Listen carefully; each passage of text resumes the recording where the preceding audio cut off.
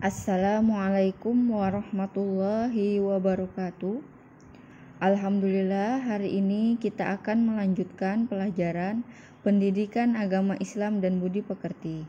Sebelum memulai pelajaran pada hari ini, marilah kita berdoa. Bismillahirrahmanirrahim. Allahumma inni as'aluka rizqan thayyiba wa ilman nafi'a wa amalan mutaqabbala. Rabbi zidni ilma warzuqni fahma. Amin. Hari ini kita akan memasuki pelajaran 12, yaitu kisah keteladanan Nabi Ibrahim alaihissalam dan Nabi Ismail alaihissalam. Nabi Ibrahim alaihissalam dan Nabi Ismail merupakan sosok Nabi yang patut dicontoh. Mereka memberikan contoh yang baik kepada umatnya untuk menjalankan setiap perintah Allah Subhanahu wa Ta'ala. Mereka menguatkan niatnya dan meneguhkan hatinya untuk menjalankan perintah Allah yang sangat sulit. Nah, sekarang kita akan pelajari kisah keteladanan Nabi Ibrahim alaihissalam. Nabi Ibrahim alaihissalam ini lahir di Babilonia, sekarang Irak. Ayahnya bernama Azar bin Nahur. Kala itu Babilonia dipimpin oleh seorang raja yang zalim, yaitu Namrud bin Kan'an bin Kus. Nah, Babilonia adalah negeri yang kaya. Rakyatnya hidup makmur, tetapi mereka tidak mengenal Allah. Mereka menyembah patung, dan patungnya itu dibuat oleh mereka sendiri. Nah, anak Nabi Ibrahim alaihissalam ini ada dua. Yang pertama adalah Ismail dan yang kedua adalah Ishak. Antara Ismail dan Ishak berbeda ibu, tetapi ayahnya tetap Nabi Ibrahim. Ibunda Ismail bernama Hajar dan ibunda Ishak bernama Sarah. Nah, menurut riwayat, keturunan Nabi Ishak menurunkan Nabi Musa, dan dari keturunan Nabi Ismail menurunkan Nabi Muhammad alaihissalam. Nah, oleh karena itu Nabi Ibrahim alaihissalam dikenal sebagai bapak para nabi. Kehidupan Nabi Ibrahim alaihissalam sejak kecil hidup di lingkungan yang penuh kemusyrikan dan kekufuran, artinya tidak menyembah Allah lingkungannya. Nah, beliau juga dibesarkan oleh seorang ayah yang tidak seiman. Jadi ayahnya Nabi Ibrahim ini adalah pembuat patung dan juga menyembah patung. Nah, ayah Nabi Ibrahim menyuruh Ibrahim untuk menjual patung. Namun berkat bimbingan Allah, Nabi Ibrahim dengan halus menolak perintahnya. Menurut Ibrahim, kebiasaan penduduk Babilonia termasuk ayahnya sendiri itu keliru atau salah. Nah, kemudian Nabi Ibrahim pun berusaha untuk menyadarkan perbuatan mereka, yaitu dengan kelemahan patung adalah sebagai sesembahannya. Hanya Allah yang Maha Esa dan Maha Kuasa. Nah, masyarakat Babilonia sudah lama menyembah patung, menyembah bintang-bintang. Ibrahim pun terus berusaha mencari kebenaran agama yang dianutnya.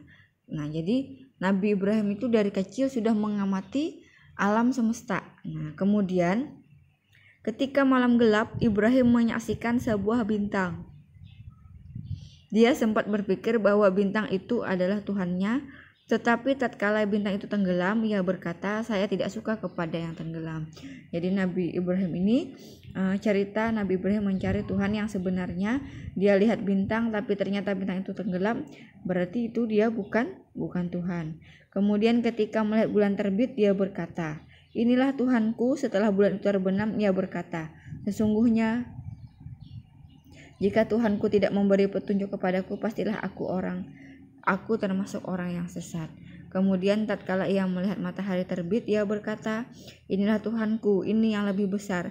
Namun ketika matahari terbenam, dia berkata, "Hai kaumku, sesungguhnya aku terlepas diri dari apa yang kamu persekutukan. Sesungguhnya aku menghadapkan diriku kepada Rabb yang menciptakan langit dan bumi dengan cenderung kepada agama yang benar.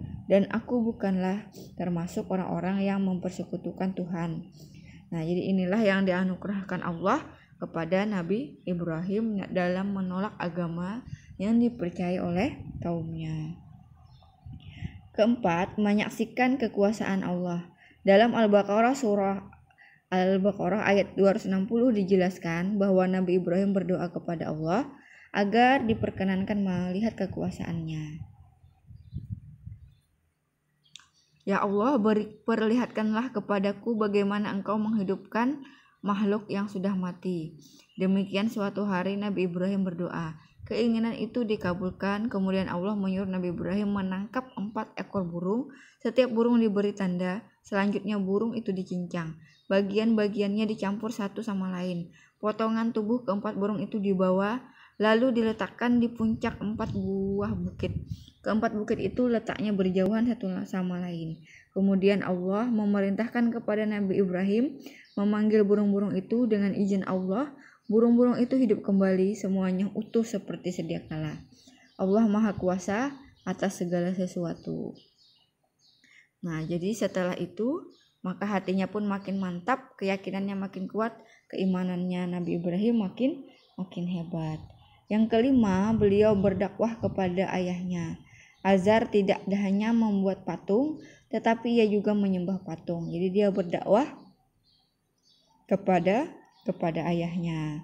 Namun apa yang terjadi? Ayahnya tetap bersikukuh dengan keyakinannya.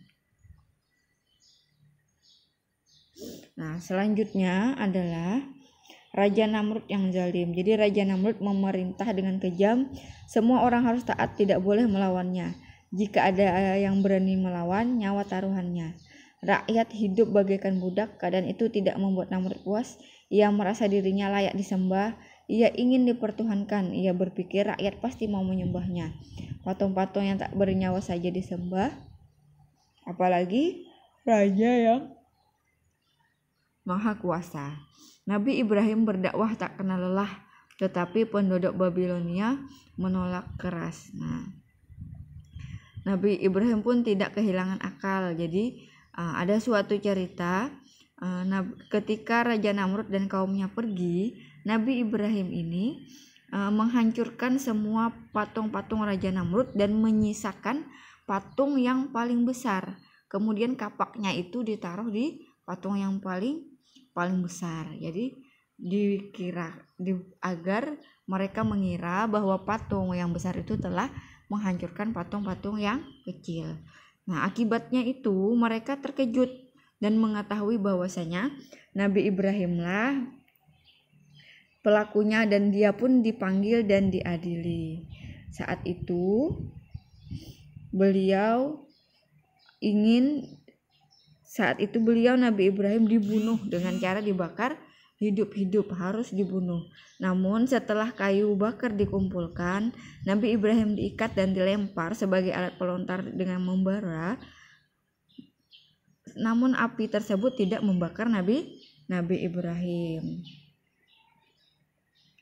Nah, jadi itu adalah cerita Nabi Ibrahim. Jadi beliau mukjizatnya adalah tidak terbakar oleh api dan banyak lagi mukjizat lainnya. Nah, tugas kalian hari ini adalah kalian baca ulang di bukunya tentang cerita Nabi Ibrahim. Terserah kalian mau baca di mana. Boleh di cerita 25 Nabi atau dimanapun ya. Demikian pembelajaran pada hari ini. Ibu akhiri.